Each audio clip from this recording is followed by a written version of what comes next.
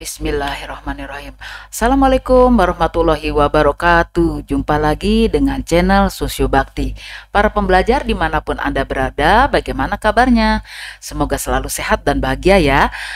Kelas 11 semuanya, kali ini kita akan membahas materi tentang integrasi dan reintegrasi sosial sebagai upaya pemecahan masalah konflik dan kekerasan. Ya, apa yang akan dibahas dalam materi ini? Ya, baiklah, mari kita lihat dulu KD-nya ya. Ya, kita lihat kompetensi dasar yang diharapkan untuk kalian semuanya adalah KD 35. Kalian diharapkan semuanya dapat menganalisis cara melakukan pemecahan masalah untuk mengatasi permasalahan sosial, konflik, dan kekerasan di masyarakat. 45. Melakukan penelitian secara sederhana yang berorientasi pada pemecahan masalah berkaitan dengan permasalahan sosial dan konflik yang terjadi dalam masyarakat sekitar. Nah, para pembelajar sekalian, lihat gambar yang ditunjukkan ya. Ini menunjukkan adanya keanekaragaman dalam masyarakat. Ya, memang ini kaitannya ya. Bagaimana dari keanekaragaman ini tercipta satu kesatuan ya, kesatu pahaman, nah satu kesepakatan juga ya. Nah, pernah dengar istilah integrasi sosial? Nah, dalam kehidupan kita yang damai, yang serasi, bisa bersatu, itu adalah satu contoh bahwa di dalam masyarakat kita terjadi sebuah kondisi yang disebut dengan integrasi sosial. Ya, apa sebenarnya integrasi sosial itu? Ya, secara umum, integrasi sosial itu adalah proses penyesuaian dari unsur-unsur yang berbeda dalam masyarakat sehingga menjadi satu kesatuan ya. Ini ada simbol, ada lambang-lambang dari keanekaragaman dari masyarakat ya yang banyak. Nah, perbedaan-perbedaan itu atau unsur-unsur yang berbeda itu bisa meliputi kedudukan ras, agama, bahasa, kebiasaan, sistem nilai, dan norma yang ada dalam masyarakat. Nah, tentu kalian masih ingat pembelajaran kita tentang keanekaragaman masyarakat di Indonesia itu bisa ditinjau, bisa dilihat dalam bentuk struktur sosial yang ada dalam masyarakat ya. Ada struktur vertikal, ada struktur horizontal. Ya, dalam struktur vertikal kita bisa melihat masyarakat kita itu dikelompokkan ya dalam posisi yang disebut vertikal, yang kita sering dengan istilah stratifikasi sosial ya, yang itu adalah pengelompokan secara vertikal. Nah, disebutkan bahwa masyarakat itu ada kelompok atas, ada kelompok menengah, ada kelompok bawah. Jadi pembedaan masyarakat secara bertingkat yang kita kenal dengan stratifikasi sosial, kita bisa melihat perbedaan-perbedaan dalam masyarakat dalam berbagai kedudukan ya. Ada kelompok atas, menengah, dan bawah. Kemudian dalam struktur yang lain yang disebut dengan struktur horizontal. Dalam struktur horizontal ini masyarakat kita dikelompokkan secara sejajar. Jadi ada kelompok berkaitan dengan suku ya atau etnis. Kemudian kita melihat juga ada masyarakat kita yang dikelompokkan dalam masalah agama ya. Kemudian ada masyarakat yang berbeda-beda karena ras ya. Kemudian ada berbeda antar golongan dan ada juga masalah profesi dan gender yang harusnya ditempatkan secara sejajar. Nah, itu adalah perbedaan atau unsur-unsur berbeda dalam masyarakat yang kalau disesuaikan, kalau terjadi proses penyesuaian dalam perbedaan-perbedaan tersebut, maka akan menjadi satu kesatuan yang utuh, satu kesatuan yang bulat. Inilah yang disebut dengan istilah integrasi sosial. Mari kita lihat kembali bagaimana pendapat para ahli tentang integrasi sosial itu. Nah, kita lihat dulu yang pertama adalah dari Kamus Besar Bahasa Indonesia. Integrasi sosial itu adalah pembauran sesuatu yang berbeda sehingga menjadi satu kesatuan yang utuh atau bulat. Nah, kesatuan yang utuh dan bulat itu bisa diterjemahkan sebagai masuk, bisa juga menyesuaikan, bisa menyatu, bisa melebur, atau bisa menjadi satu, ya. Misalnya masuknya satu kebudayaan yang berbeda, atau kebudayaan yang berbeda itu bisa saling menyesuaikan antara budaya yang satu dengan yang lain. Nah, ini bisa terjadi integrasi, atau bahkan menyatu, bahkan melebur, bisa terjadi asimilasi misalnya, ya.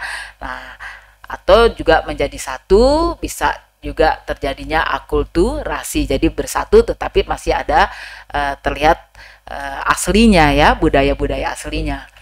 Nah, ini adalah konsep integrasi menurut KBBI atau Kamus Besar Bahasa Indonesia. Nah, kemudian kita lihat dari tokoh Gilin and Gilin. Apa kata beliau?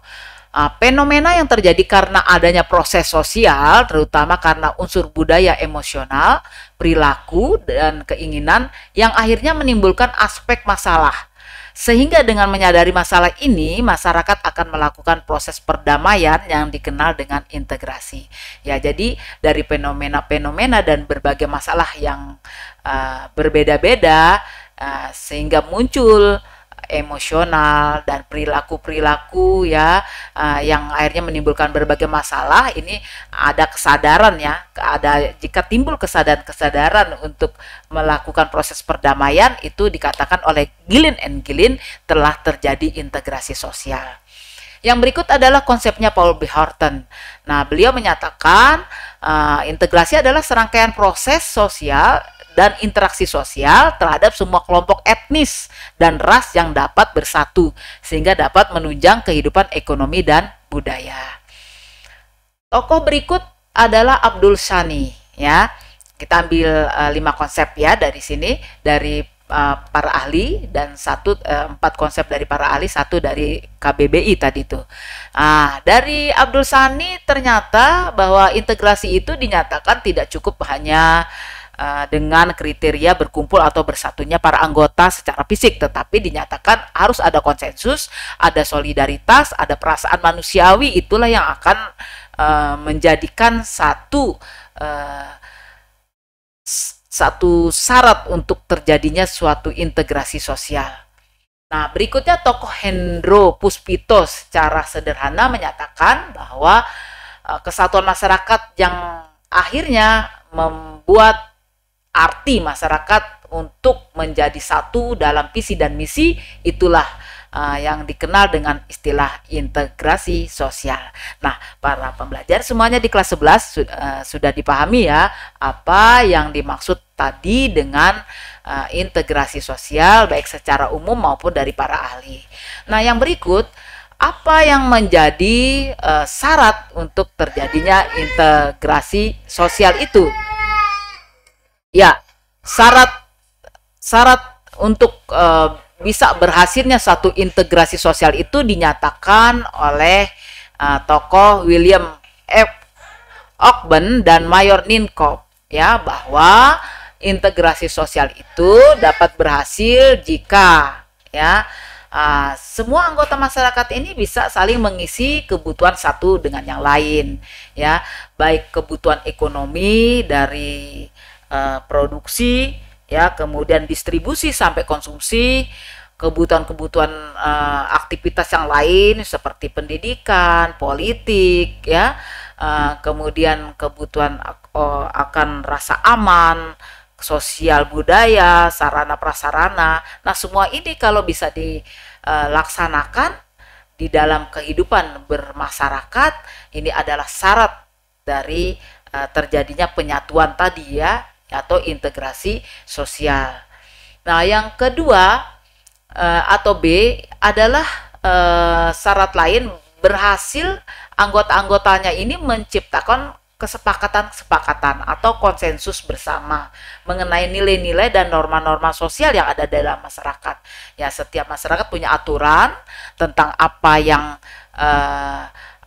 didasarkan pada nilai-nilai, tentang apa yang benar, apa yang salah, apa yang pantas atau tidak pantas, apa yang diinginkan atau tidak diinginkan, ya, apa yang baik, atau tidak baik ya, itu akhirnya dicetuskan, diwujudkan dalam bentuk aturan-aturan sosial. Nah, kalau ini kemudian disepakati, ini adalah syarat untuk terjadinya integrasi sosial.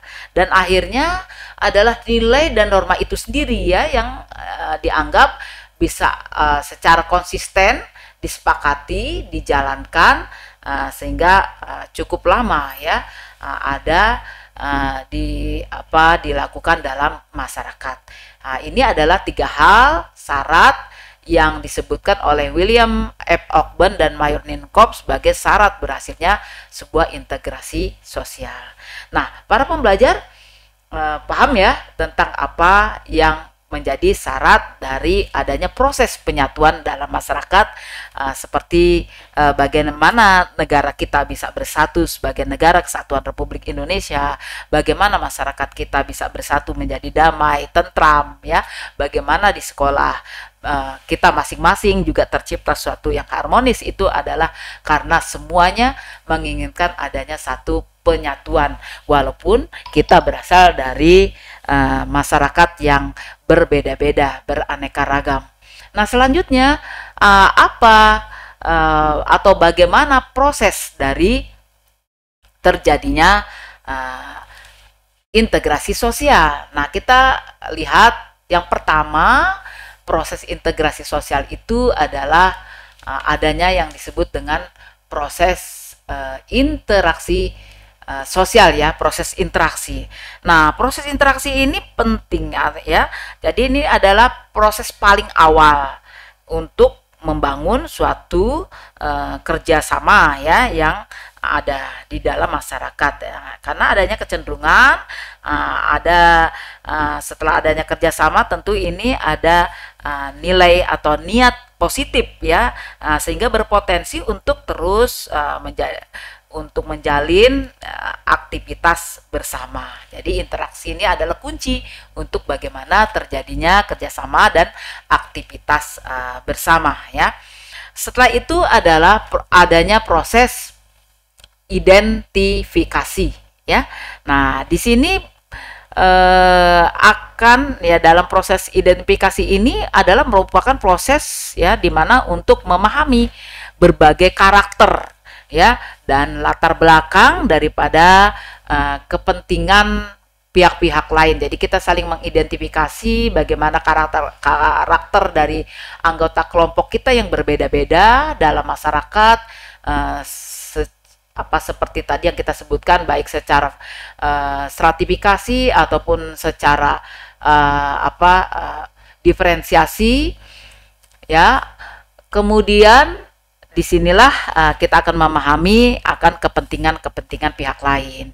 Nah, akhirnya kita akan berkelanjutan kepada yang adanya yaitu kerjasama atau cooperation di sini.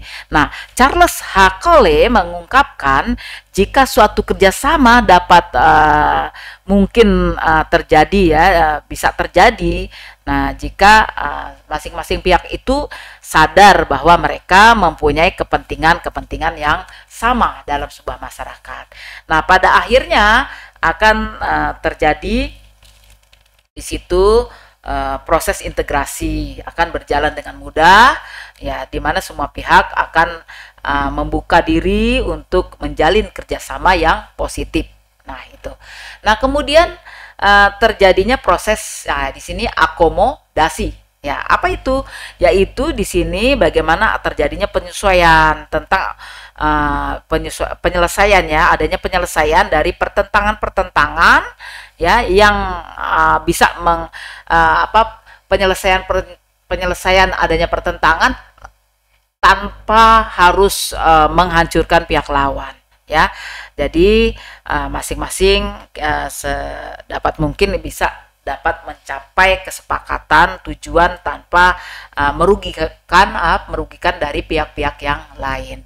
Nah, kemudian bisa akhirnya terjadi asimilasi, proses asimilasi menyatukan persepsi ya, menyatukan persepsi yang berbeda-beda gitu ada antara kedua belah pihak dengan cara memperhatikan kepentingan umum dan tujuan bersama.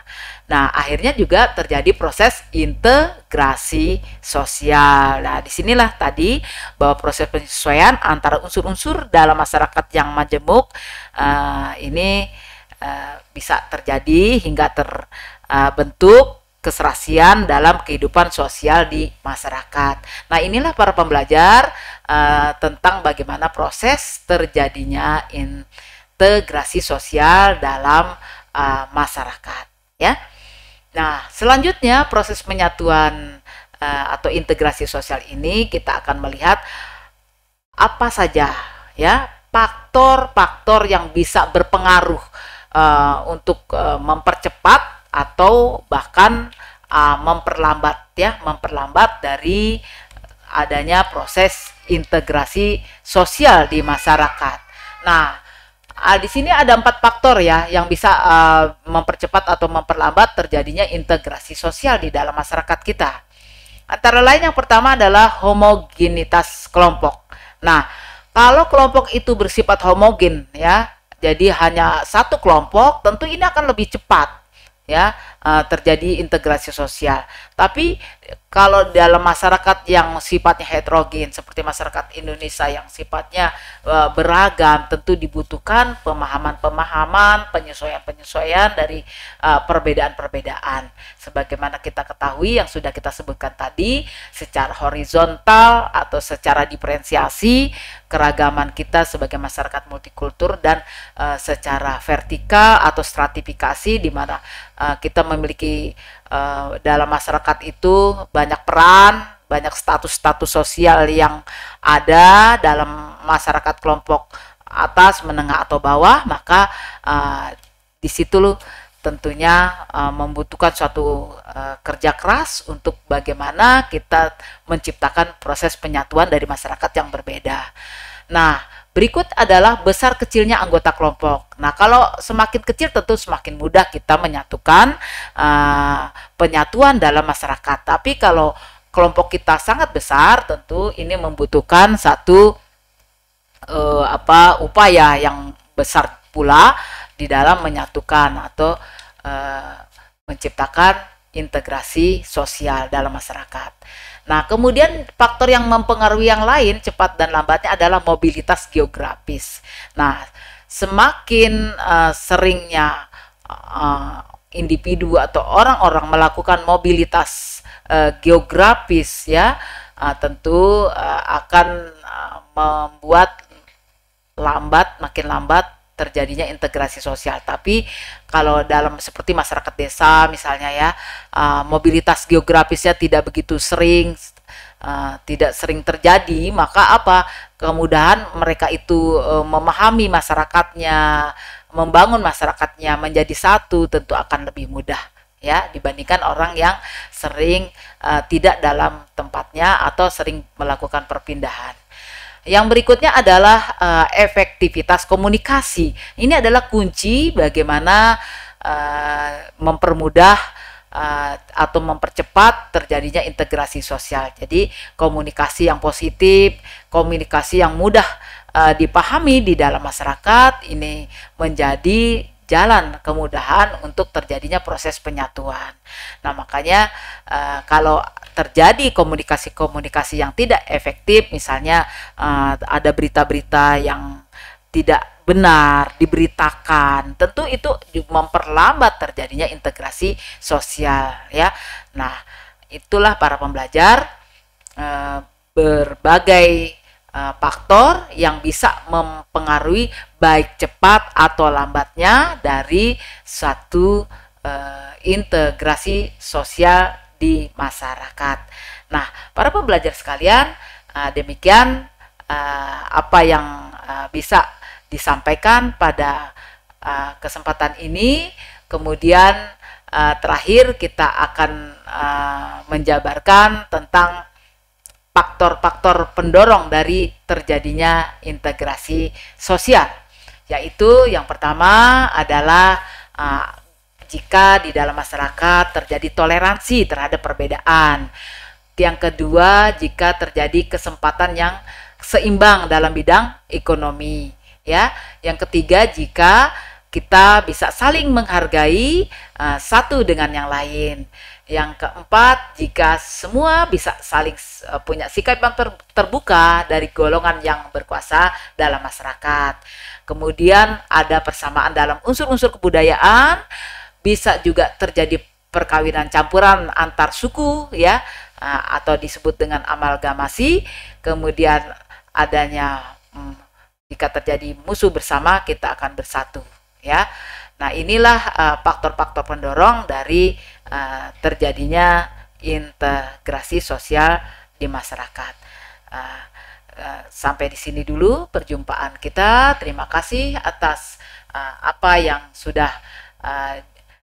tadi diperhatikan. Semoga kalian lebih memahami. Kita akan jumpa dalam pertemuan yang akan datang. Sampai jumpa.